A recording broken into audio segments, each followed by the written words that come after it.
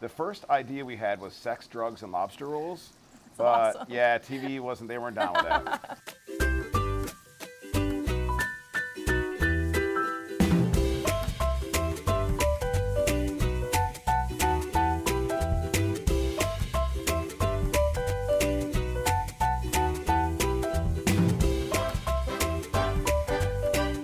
Hello and welcome to Cooking with Cuse. I'm your host, Maggie Robinson, and today is a big one. We have a brand that celebrates 100% inclusivity in the stories they tell, in the people they bring together, and in the dope food they make. This is Matt Reed from Spatchcock Funk. Matt, welcome to the show. Dude, I'm super pumped, man. Cooking with Cuse. Hell yeah. This will be good. It's getting a little chilly outside, so we're making a fall-inspired dish. What are we cooking today? So we are going to make sweet potato and duck hash, and we're going to top it with some fried duck eggs. Yum. I haven't had duck in, genuinely I couldn't tell you the last time. So. I'm glad you're going to have it today. It's good if you're hungover. That happens sometimes. It's great to have leftovers in your fridge so you can really switch out the ingredients. But sweet potatoes are one of those things that are super cheap, super easy to use. So that's kind of the basis of it. But for Thanksgiving, which is coming up, right? This is also great for leftover turkey. So you can switch the duck out for turkey and you're good to go. Super versatile. Yeah. And what is step one here? So first what we're going to do, we've got this all heated up. It's getting warm. So can you grab that duck fat? All of it or a little? I'll tell you when to stop. Okay. Wow, That's good. the That's texture. good. Yeah, it's like velvety, right? Yeah. So yesterday, when I was thinking about what we're doing, I got a roasted duck and the duck eggs from my friend Michelle. She owns this place called the Cracked Bean. It's on James Street. Awesome coffee. They have duck eggs. They have incredible pastries. And she gave me a whole duck. So I roasted the duck, ate the skin because it was awesome, and then shredded the duck, so we had that for today, and then reserved all the fat. So I had Cajun seasoning in it, so it'll give us a little bit of salty texture in it, but instead of vegetable oil, duck fat is super rich and fatty. Bacon fat is too, but it has a really new complex, like the viscosity is different, so your mouth feels different. So once we get that warmed up, we are going to start with the potatoes. Okay. Now, sweet potatoes, I'm not a huge sweet potato fan. I parboiled them for about 3 minutes in water with some Prosecco wine vinegar.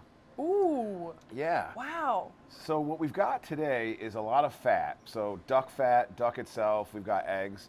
So you want to have every bite, everything that you're doing, your mouth tastes 4 or 5 flavors, right? Salt, acid, fat, and heat, and then umami, which is like anchovy, which is pretty dope, like a savoriness. But this idea with the Prosecco puts some acid into this, and we have the bite. It'll bring out all the other fattiness, like make it richer. So we're gonna use cayenne pepper in a little bit, and the cayenne pepper won't make the dish hotter, but it'll bring out the sweetness of other flavors. This is a garlic, right? But I shredded the garlic using a cheese shredder. So it becomes really thin and shaved, so it melts quicker, which is awesome. Then we're gonna add in shallots. So I think shallots are like the love child of an onion and garlic. So they're sweet, but they have this nice little pungency to it. So once we get the garlic starting to brown, we'll just go for a couple minutes, then we're gonna add in these shallots. I want to back up a tiny bit. Please. The name Spatchcock Funk. Yeah. That's unique. Yeah. Can you give me the background of that? Yeah, so when we first came up with the idea, we wanted to have something that was kind of like badass and edgy. So we want to be able to like talk about things like sex positivity so we can make jokes, you know? So we want to have an edginess to it. The first idea we had was sex, drugs, and lobster rolls. But awesome. yeah, TV they weren't down with that. So then we thought, what else would be cool? So we wanted a badass cooking term. So spatchcock, like spatchcocking a chicken, right? And also people think it's a dirty word. Like they'll be like, oh, Yeah. I shouldn't say that. Like, dude, you're a pervert. Get your mind out of the gutter. And then the funk part is because we love like music and culture and art. So it's from the Rage Against the Machine song, Renegades of Funk. Wow. So that's the story behind the name. But people always ask about it, but it's memorable, and we think that's cool. Oh, 100%. And I got to let you in on a secret. Please. Actually, 2 Thanksgivings ago, I spatchcocked a turkey with my dad. Oh, yeah, so dude. I am familiar. It did the whole thing. It's like when you splay a bird and you break the spine and it opens it up. You have to like use 2 hands. It's like CPR, but just break it. That's what I thought. Like it's a turkey laying there. And I'm like, what am I doing here? But and then you hear the crack, but it's kind of cool. Yeah. It's kind of cool. Yeah. That's awesome. You guys are now a PBS show. Yes. But it didn't start that way. No, it did not. So we originally started out on YouTube. To be honest with you, what we wanted to do was my partner Alex and I both working at ad agencies, and we've just been buddies for a long time. So we would throw just banger parties. And we cook cool food, like tailgates at SU, a lot of them. And we decided, like, people were like, you guys should make a cooking show. So basically, we're like, how do we get paid to drink and party with our friends? So we made a couple YouTube episodes. And we're like, you know what? If this video gets 100 views, we'll keep going. And then it got 300 views, and then it got 1,000. So eventually one of the local TV stations here, CNY Central, their host was watching TV or watching YouTube and saw our video, and she's like, hey, do you guys want to do a weekly segment? So then we started appearing here weekly, and we're here, like we have a 4-minute segment here in Syracuse and then in Rochester on Wednesdays. And then once that happened, someone at PBS at WCNY, our friend Mitch, was like, hey, I think this show's cool. And at this point now, we know it works. So we're like, we can do something. And our goal is to be able to create a half-hour show. And we're like, if we can do one in 5 years, that'd be so cool. And we did it in 2.5. So now we're in 74 markets. We've been in 74 stations around the country. You just mentioned Puerto Rico, we just got picked up in. But everywhere from LA to Long Island. So it's a lot of fun. So what I like to do also is season as you go because it adds more depth of flavor. So put a little salt and a little pepper. The salt, though, this is Syracuse Salt Company. Okay. It's local, and this father and daughter, Dave and Libby, they make this, and it's pretty gourmet and it's pretty awesome. So I want to shout them out. So you have people that just find a reason to get together, and food's a great kind of equalizer. So we thought that would be a good way to kind of throw parties. And each party we throw, we have a different theme, like a social justice theme. So we did one. My wife, who's a super badass, she's the CEO of this ad agency. Congratulations to her. She's the best. And actually, it was founded by a Syracuse alum, Eric Mower. What happened was, we were trying to figure out like how do we throw different parties and also talk about what we believe in. So our pilot episode, actually, that was the one that got picked up, which was wild, is called the Boss Bitch Brunch. So that was our first try at doing what we do in every episode. We talk about something important. It's like mental health, body positivity, sex positivity, inclusivity, supporting small businesses. We just shot a tattoo shop, which was so awesome. It's like one of those things when you have a friend of yours and in your tight friend group, we want our audiences to feel like they are an extended part of our social circle. And you'll make those jokes like too soon with your buddies and your friends, right? So we want them to be in on the joke. So the idea is, look, this is what we believe in. So now when we operate with different things, they're like, oh, I get it, that's cool, instead of thinking we're just like degenerate jerks. I mean, we'll be degenerates, but not jerks. All right, I'm gonna add in now a little bit of rosemary that is from my garden that I chopped up yesterday. And then I'm gonna put in some thyme too. Like, this is where I make a just-in-time joke, and my partner Alex is like, dude, that joke sucks. After we're doing that, we're gonna stir it a little bit.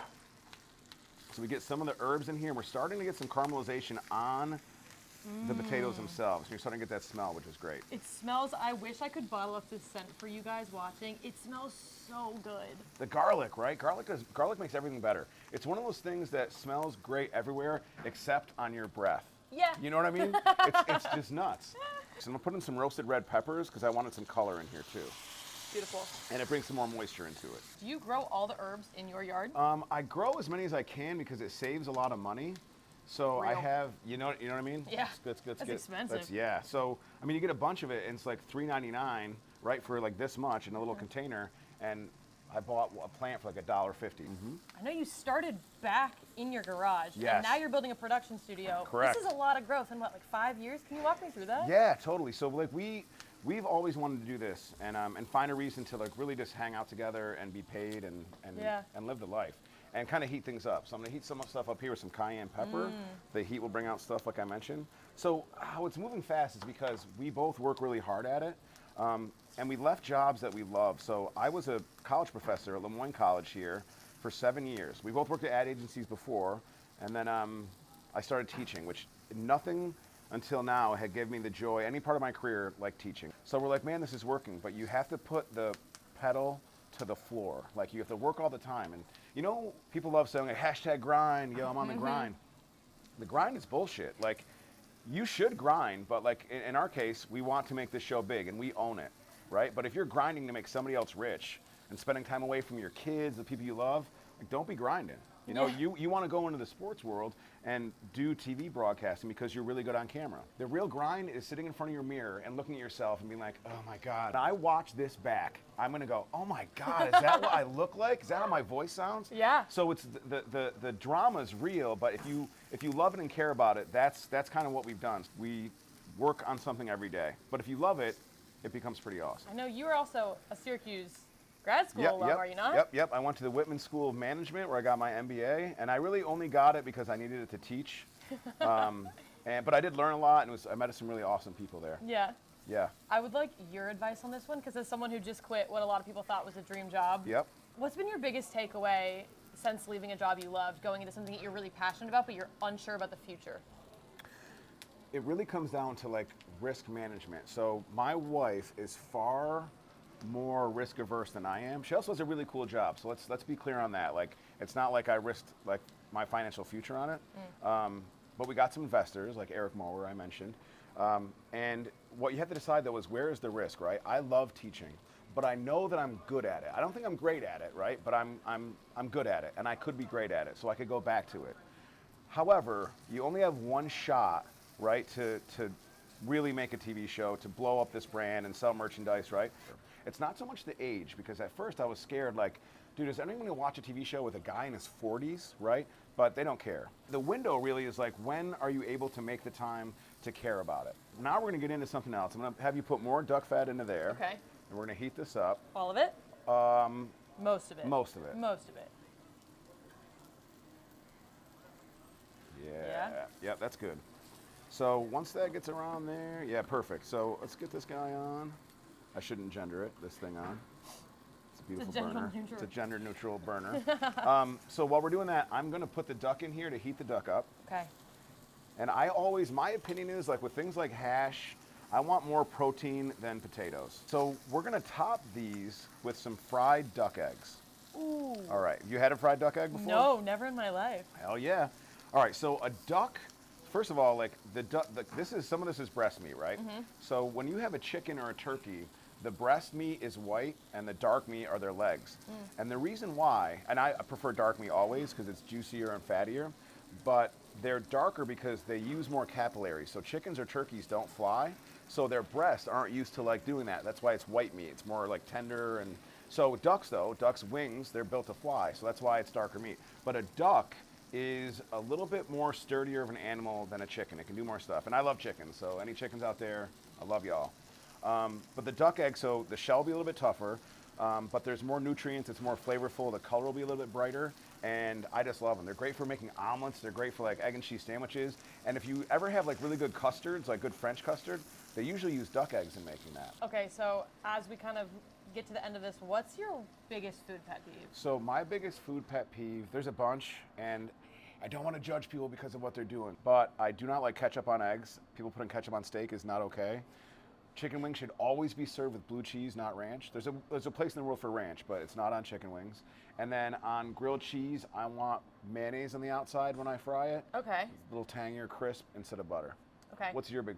Well, I gotta stop you because ketchup on a steak feels like bumper sticker on like a Bentley. It's like the same comp. That's a great. Do you know what I'm saying? Yeah, it's a great comparison. Here's this beautiful thing. Slap it on. Like, what if though, like if I was driving by a Bentley and it had a bumper sticker that was funny, like my other ride is your mom or like something like that, I might actually think that's cool. Like this guy gets it. Yeah, this guy lives it. Well, you know what? Why don't we crack in? Let's put in 2 of the eggs. Okay. Oh, this you did say tough. Yeah, this is. yeah. I gotta. Oomph. Hello. Oh damn. All right. Okay. So you see how big that yolk is? Yeah. Right? Yum. Let's throw another one in there. All right. My food pet peeve is when restaurants try to do like 3 things to one dish. It's like a pizza, but it also has a taco in it, and it also has like a grilled cheese component. Dude, I agree. People are trying so hard to do everything they can in the world, and you don't need to do too much. Yeah. Be really good at one thing. Yeah. I agree. So what's your favorite way to eat an egg? Ooh, won't lie to you, I love a good scrambled egg. Same. I do love fried eggs, however, sometimes I feel like I have to eat them so fast because it's runny. Totally. And then I'm like housing it down. I only like eggs like this when they're going to be sunny side up if I'm going to use the yolk on like for dipping it's like toast. A sauce. Oh, yeah. Yeah. I think we're ready to have some hash. You ready? All right, let's do this. Okay. First, I'm going to take our hash. I'm going to give you oh my gosh, nice this looks so good. heaping pile of it. I hope we're doing all right. And this place, by the way, is beautiful. The equipment here is great. Salt City Market, repping the people, baby. Huge shout out to Salt City Market. They have been so supportive of us using this space in this test kitchen. Also, if you haven't come here before, so many good vendors here. You should really check it out. We did another episode with Mama Hai, which is a Vietnamese kitchen around here. Totally. Great spot. So I'm going to actually have you hold that. Okay. And we're going to take these are perfect. That's how I want them. Okay, so we top that. Wow. We'll put one over here on this one. Now to finish it out though, we want a little bit more color okay. and more flavor. So I brought some green onions, which I think are awesome, aka scallions if you're feeling frisky. The other thing about green onions is if you have these, my mom taught me this when I was a little kid. I couldn't believe it. When you're done, you know the little white end in the bottom? Yeah. If you put it in a glass of water, it'll regrow itself. I cannot explain how good this looks. Let's get into this. I'm gonna break the egg yolk, give a little bit of yolk, Yep. a little bit of duck. Oh my God. The yolk is very rich. Very rich. rich. Like you can tell it's different because it's duck. This And is, then sweet potato kind of cuts it a little bit. it does. I tend to prefer richer foods. Like I work out all the time because I eat and drink so much I just stay the same shape. And rich foods are the reason, but why would you not want something with duck fat, beautiful, salty? It's awesome. Yeah, this is really, I highly recommend you guys make this one. Stellar dish and so good for the cold weather too. It Totally. feels like a hug. Like genuinely, that's cliche. This No. just, appreciate your time here. Of course. Where can people find Spatchcock Funk? Subscribe on YouTube, Instagram, follow us, PBS on the PBS Passport app in your local station. Check your local listings. But that's what's up. And if you want to get us information, email us, Matt at Spatchcock Funk. We'll send you stickers, whatever. All right, Matt. Cool. What is the future for Spatchcock Funk? I'm hoping that we keep meeting awesome, cool people like you and growing our family of partners and friends and sponsors. So we just want to keep blowing things up. That's the plan. I love it. I love it. This has been a blast. So thank you. Thank you. This has been great. See you guys. See ya.